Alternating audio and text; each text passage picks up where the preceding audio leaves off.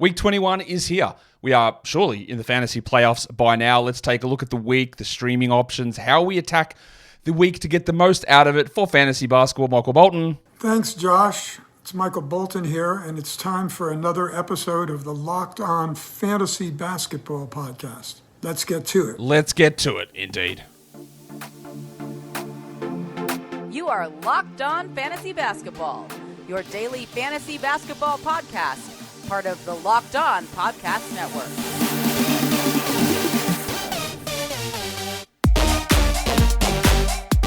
Hello and welcome to the Locked On Fantasy Basketball Podcast, brought to you by Basketball Monster. My name is Josh Lloyd, and have you ever seen a guy say goodbye to a shoe?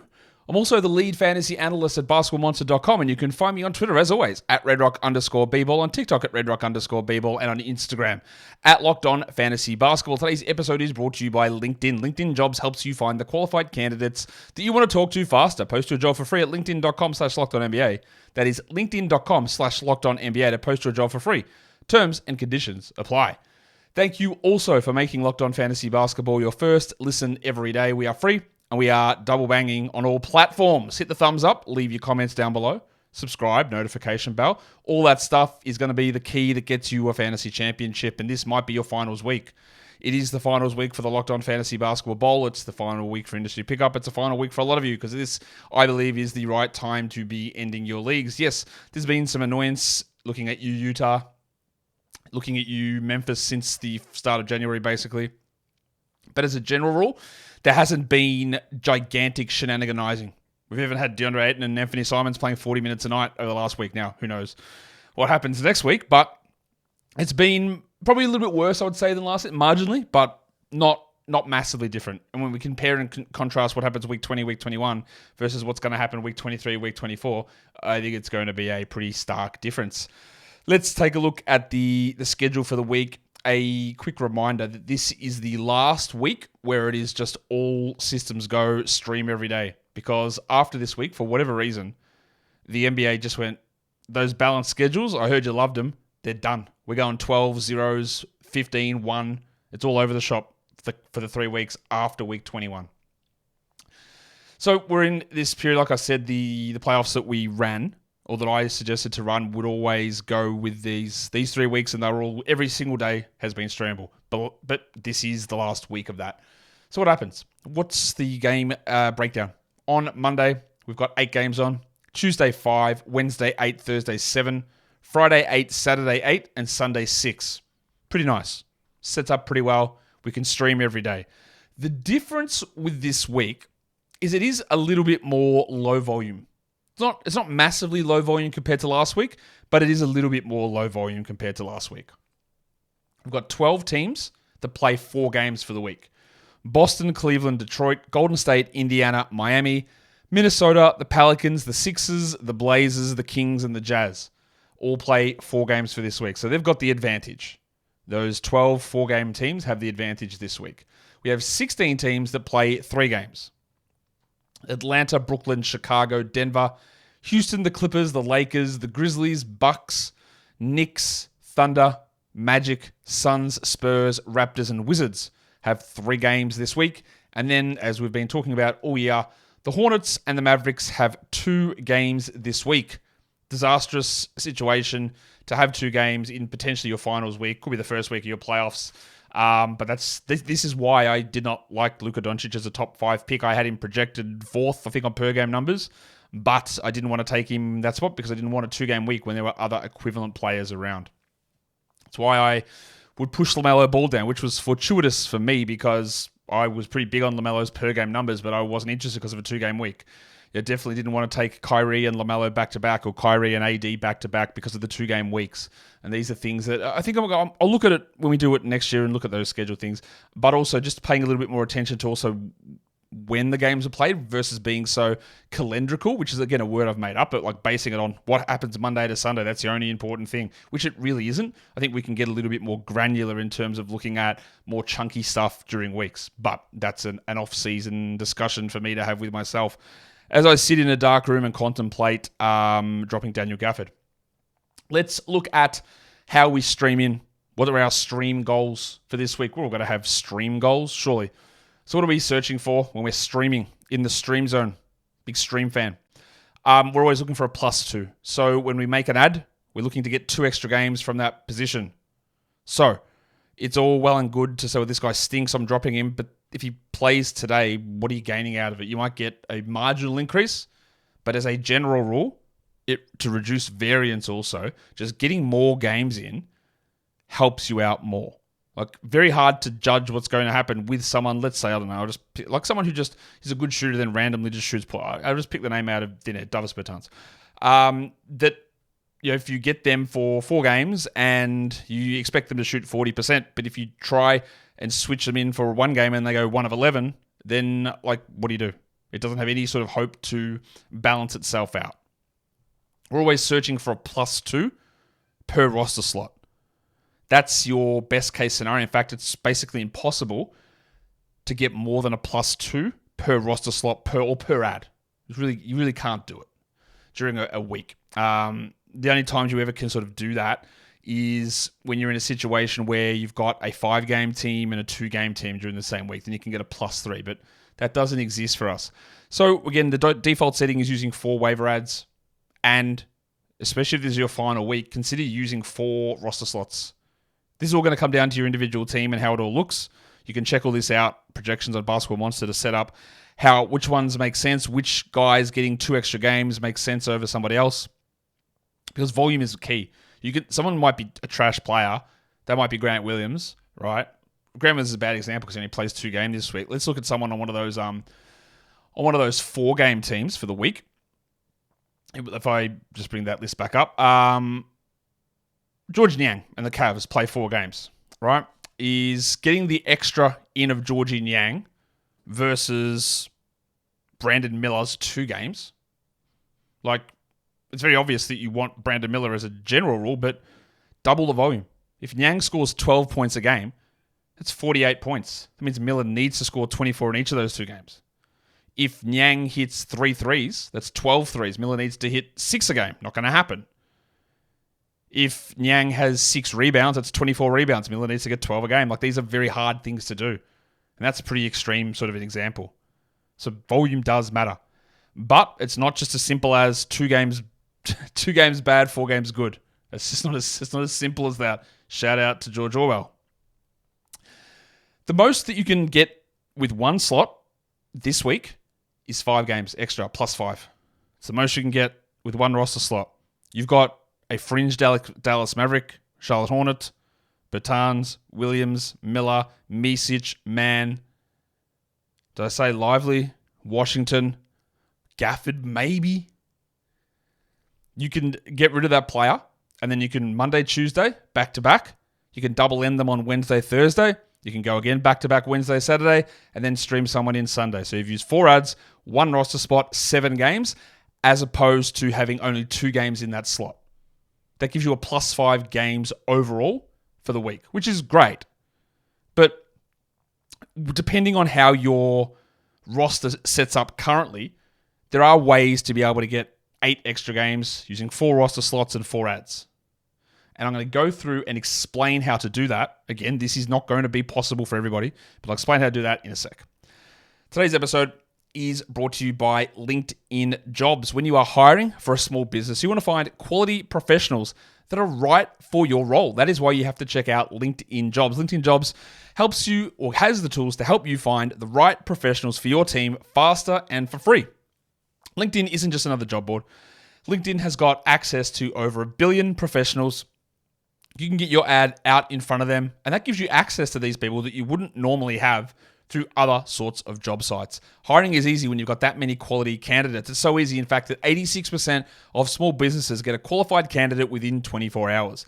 LinkedIn is constantly finding ways to make this process easier as well. They've also got a new feature now that enables you to helps you writing the job descriptions. So the process becomes easier and quicker. There are 2.5 million small businesses using LinkedIn for hiring. So post your job for free at linkedin.com/lockedonnba. That is linkedin.com/lockedonnba to post your job for free. Terms and conditions apply.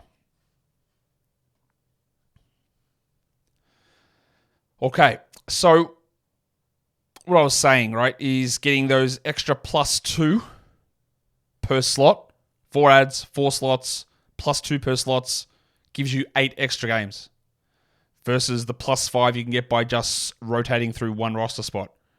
And again, you might say, well, that means I'm losing some good players. Maybe you are. But volume can be key. Is 8 extra games? Is it better than 5 extra games? Yes, obviously. But then the debate's got to be like, okay, so that 4th roster spot that you stream through, is that guy just so good that it doesn't matter if I get those extra 2 games from that slot and I use that extra ad on one of the other slots and get 5 games out of that one, whatever it is, or 3 games out of that one ad instead of a +2. I hope that makes sense. I can't cover every scenario here. I'm talking about the ways that we can do it, but then you've got to look at, like, if your 4th worst player that you'd be rotating through is a top 60 guy, then the benefit of adding 2 extra games in that slot probably doesn't work. The problem, to put that slide back up, the problem that we have this week is that it does get a little tough to actually get the 4 roster slots cracking. The way that we want to do that to maximize it, this is how we maximize games played. We look for any 3-game team that plays 2 games between Monday and Wednesday. We look for any 2-game team that plays 1 game, either Monday, Tuesday, or between Monday, Wednesday. And then we run those guys out. They play their 2 games Monday, Wednesday, or their 1 game Monday, Wednesday. And then you slide in a team that plays 3 games in 4 nights, Thursday to Sunday. So again, the theory here is, let's use that first example. A 3-game team playing 2 games Monday to Wednesday. They play Monday, they play Wednesday, you drop them, then you add the 3-game in 4 night player Thursday through Sunday, and then you get 3 games there. So you've got 2 games Monday to Wednesday, 3 games Thursday to Sunday. That is 5 games for that roster slot, and the player that you dropped was a 3-game player. You got the first 2 games out of him, cast him aside, got 3 more games in, so that roster slot went from 3 games to 5 games. And if you can do that across 4 different slots, that's a +2 times 4, which, using my calculator, that's +8 games. Last week was a little bit easier because we had so many teams that had about 4 or 5 options that played 2 games Monday to Wednesday, and then so many options that played 3 games in 4 nights to end the week. This week, not so much. Here's the problem. There is one 3-game team that plays 2 games Monday to Wednesday, and it's the Memphis Grizzlies. After Wednesday, the Grizzlies have 1 game this week. So it's great that Desmond Bane is coming back. It's great that Jaren Jackson's probably playing across the weekend. Vince Williams might be back, I don't know. But getting the 2 games out of their Monday, Wednesday, then for the final 4 days of the week, they play once. And if you're in the playoffs, you drop them. Because you don't even know, A, that they're going to play, but you drop them. But there's only 1 team. And the second problem is that to get the 3 games in 4 nights, Thursday through Sunday, it's only 1 team, and that's the Pelicans. So your options are really limited. So who's on your wire as a Pelicans guy? Larry Nance? Well, he's out sick today. Jose Alvarado? Is 3 games in 4 nights of Jose Alvarado better than 1 game of Desmond Bane, or better than 1 game of Jaren Jackson? Probably. Let's say Alvarado. Let's go and do the Alvarado check, actually. All right, so if I look at my projections for Jose Alvarado for 3 games, for Thursday through Friday. I don't know if this is helpful for people, but we'll go for it. I'm projecting him for 20 points, 3.5 triples, 6 rebounds, 6 assists, 3.6 steals, a block, 41% from the field, and 81% from the line. And you'll say, Josh, Desmond Bane could easily go 26 and 6 in 1 game. Jaren Jackson could have 26 and 3 in 1 game. That's all true. But Alvarado then gives you almost 4 steals. He gives you almost 4 triples, which Bane can easily hit, but Jackson won't. The problem there also, and Alvarado is like a guy that just is not a good fantasy player. He's not a guy that generates big numbers. Like, he's 250th ranked player overall. If you consider like a Larry Nance in that spot, if I have a look at him, like Larry Nance would get me, like my projections, 1.5 blocks, 4 steals, 17 rebounds, 60% shooting on 13 attempts or whatever it is across that time. That's all useful. And then, the thing we've talked about with the Grizzlies and the games that they play, their game on Friday is against the Spurs. So, How is Jaren's quad contusion? Desmond Bain ankle soreness Friday, perhaps? I would suggest yes. They don't play. So it is a tough call because again these guys are significantly better, and they could easily have 1-game performances that are better than the 3-game Pelicans guy. It's possible, but they could also just not play, or get hurt, or have a stinker, and you've got no variance whatsoever to be able to bump that up. So that becomes the problem. 3 games nearly always trumps 1 game, even if that player is just so much worse. Najee Marshall, another guy you can throw into that mix. The ones that we can look at are the Hornets and the Mavericks, because they do play 2 games, we know that, but one of their 2 games is on Tuesday. So that then gives us 5 days, Wednesday through Sunday, to try and find 3 games from somebody. And we can do that. So if we look at the 2-game teams, and they play Monday and Tuesday, both of them do, and there are 14 different teams playing Wednesday through Sunday. That means that there are half the NBA. You have got the ability to stream somebody in from half the NBA that gives you a +2 games advantage on Brandon Miller, Vasilije Micic, Trey Mann, Grant Williams, Nick Richards, Daniel Gafford, Derek Lively, PJ Washington, Tim Hardaway, Josh Green if you care. And that becomes really interesting. That's where we can start to work on things. So holding a Hornets guy for Tuesday is totally okay. Same as a Mavericks player. Now, you're not going to drop Luka or Kyrie, but anybody else, I think every Hornets player, especially if you're in finals week, you drop them. Right? Because getting that +2, I think, is very important to end the week. And again, look at how many options you have to do this. How many Grizzlies do you have? How many Hornets do you have? How many Mavericks do you have? If you've got 4 of them that aren't Luka or Kyrie, then you can get the +8 games by waiting until Tuesday or until Wednesday and then switching in with one of these 14 teams or a Pelicans guy Thursday, Friday. I hope all that makes sense. I fear that it doesn't, but I hope that it does. Today's episode is also brought to you by Stitch Fix. You know, when you put on something good, you look at it and you go, yeah, look at this. The big fella is rocking these clothes. You get that instant confidence boost. Well, with Stitch Fix, that's what it gives you because they, unlike you or me, are professional stylists. Well, I don't know. Maybe you are a professional stylist. Maybe you actually work for Stitch Fix. If so, shout out to you for working for Stitch Fix. You can easily upgrade your wardrobe this season with Stitch Fix. They've got the professional stylist that helps you find the new and the on-trend favorites that will work for you. You tell them your size, your style, or as I said the other day, your styles, your budget preferences. Tell them what you want, what you don't want, and they put it together. It's not a subscription thing where they just send you a box every month. You just tell them, hey, let's get a box rustled up. They send it across 5 different items.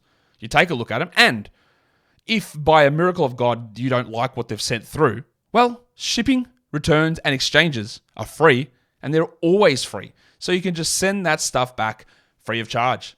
They also send you through professional styling tips for those pieces of clothes as well. Pieces of clothes? That sounds wrong. Pieces of clothing. Style that makes you feel as good as you look. Get started today at stitchfix.com/locked-on.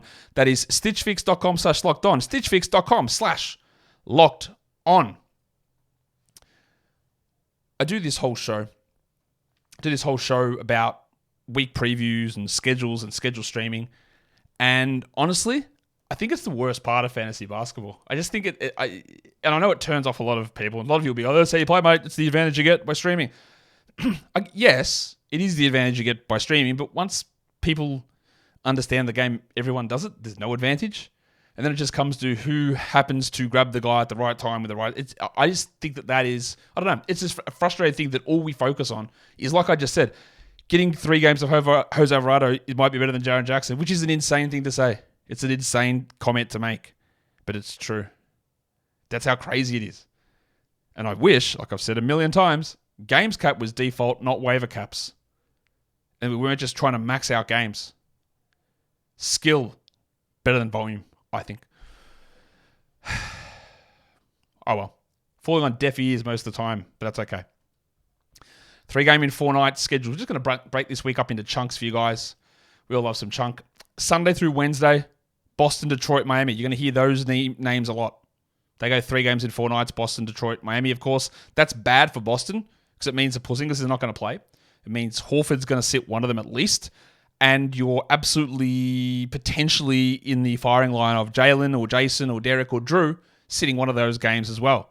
This is their second set of back-to-backs in the last 8 days, and then they have another one at the end of the week. Sacramento and Utah play 3 games in 4 nights, Monday through Thursday. Larry Markkinen, John Collins, Jordan Clarkson all ruled out for Saturday again, resting John Collins. So we've got the guys, sort of obvious, Markkinen, Clarkson old, Collins not good and established as a player, and Dunn old, that they're going to be rotating in and out, giving minutes to Sensabaugh and George and Hendricks and whatever other spuds they can rustle up off the bench. So 3-game in 4 night there, feel very unconfident. Unconfident just does not sound right as a word, sorry. Disconfident, inconfident, I know they're not correct. Unconfident does not sound right. But those sort of players, there's no way you're getting 3 games out of them. You're probably not seeing them at all. Honestly, I just don't know though. The Pelicans, their name will keep appearing. 3 games in 4 nights, Tuesday through Friday. The Wednesday through Saturday is the busiest period. Boston, Phoenix, Portland, Sacramento, and Toronto play 3 games in 4 nights, Wednesday through Saturday. And then to end the week, like we just discussed, it's the Pelicans, who goes Thursday through Sunday. If we look at 4-game in 6-night chunks, starting Sunday, it's Boston, Detroit, and Miami. If we go to Monday, it's Boston, Portland, Sacramento, and Utah. A lot of Boston talk. And then the Pelicans, 4 games, 6 nights, Tuesday through Sunday. That's why their name kept appearing. If you go 5 games in 8 nights, Sunday through Sunday, Boston, Detroit, Miami. Bad for Boston. Because if you do 5 games in 8 nights, Monday through Monday, well, Boston also has that as well. Terribly packed in schedule, and it would be great if you had Celtics players and you, look at these games I'm getting. But how many of the Celtics guys play all of these games in this time frame? Maybe Tatum. Maybe Hauser. The other Monday to Monday ones, Boston, Cleveland, Detroit, Indiana, Philadelphia, Portland, Sacramento, and good old-fashioned Utah. So your Chris Dunns. I don't know why I said Chris Dunn. I meant to say Chris Dunn might be out. Keontae George, Bryce Sensabaugh, Taylor Hendricks, Walker Kessler, all these guys with a significant boost, I would suggest. Let's go back-to-backs. There's really not very many. Sunday to Monday, you've got the most. Atlanta, Boston, Detroit, Miami. Heading from week 20 into week 21. Monday to Tuesday, it's Minnesota. Tuesday to Wednesday, no back-to-backs. Wednesday to Thursday, Milwaukee, Phoenix, Sacramento, and Utah. Thursday to Friday, the Pelicans. Friday to Saturday, Boston, Portland, San Antonio, and Toronto. And the weekend back-to-back is nobody. So you can't save your ads for the end of the week to get the weekend back-to-back because it doesn't exist this week. Let's talk about weekly changes leagues. Who is available in over 50% of leagues that you might be able to add and just slot straight into your starting lineup? I'm going to go with Aaron Nesmith. Last game he did have foul trouble, but he'd been getting 35 minutes a night prior to that. It's probably enough with 4 games on. Duncan Robinson, Tyler Hero's out another 2 weeks, so you can easily drop Tyler Hero. Amen Thompson, the minutes, we got to watch him, but doesn't matter. He's a great ad. Karis LeVert, no word yet on the return of Max Strus, but the 4 games works there. So does 4 games from TJ McConnell, and amazingly, so does 4 games from the pencil Harrison Barnes. Barnesy.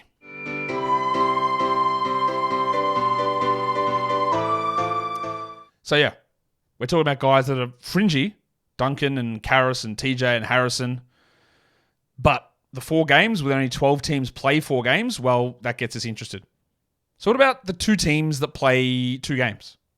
Is there anyone you would start in a weekly lineup league? Well, yeah, there is. There's 2 players, Luka Doncic and Kyrie Irving. I would not start Brandon Miller. I would not start Grant Williams, Vasily Micic, Trey Mann, LaMelo Ball, lol. I would not start Derek Lively. I would not start PJ Washington. The question comes between 2 guys, and they are not guaranteed starts. Do you start Daniel Gafford or do you start Miles Bridges? With the way Bridges has been playing lately, I would say no. I'll have better options. Gafford is the tough one because he has been absolutely rolling the last week or so. We also remember that the first month that he played for Dallas, he was not remotely close to being a top 100 player. Now, that's a very different scenario than where we're at now because they're just leaning more into him. But is 2 games of Gafford enough to start? What is he going to get? Let's say 12 and 8, 2 blocks a game. 20, 24 and 16 with 4 blocks. A 4-game guy would need like 6 and 3 a game. Maybe 6 and 5 a game. That's where it gets debatable, doesn't it? The field goal percentage and blocks boost that Gafford gets is huge. To me, he's probably the 3rd one on that list, but it's very borderline. It depends how. Look, if my option was, do I start 4 games of Amen Thompson or do I start 2 games of Daniel Gafford? Well, it's Amen Thompson. Is it 4 games of Harrison Barnes or 2 games of Gafford? Well, it's actually probably Barnes, but it's close. You'd need Gafford playing at the otherworldly level that he has the last 4 games or 3 games to justify him as a 2-game start, I think, in most scenarios. And that does bring us to the end of the Week 21 preview. Sorry that this gets somewhat annoying or complicated in terms of trying to figure out days and ads and maximizations and averages, but that's the way that the game is set up, and that's the way that we have to approach it and try and take advantage of what we can in that scenario. What you can take advantage of right now, though, is the extra perks that you get from hitting the thumbs up and the subscribe button on YouTube. And those extra perks are, it makes me feel good. So go and do that. Hit the subscribe, the bell, the comments, all of that stuff, guys. We are done here. Thank you so much for listening, everyone. See ya.